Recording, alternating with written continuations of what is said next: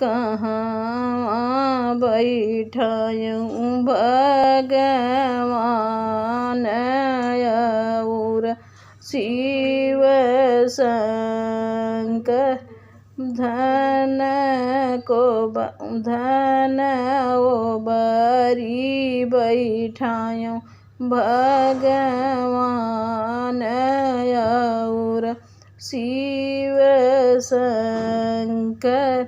जऊ मई जनत्यूं शीतली मैया आई हैं हो अपने बरीली पौते भगवान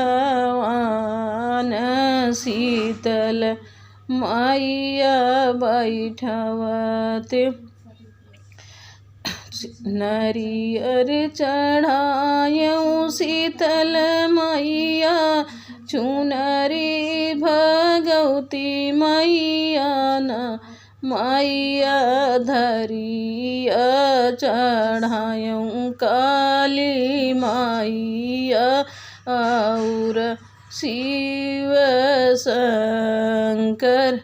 मैया धरिया चढ़ायूं काली मैया और शिव शंकर।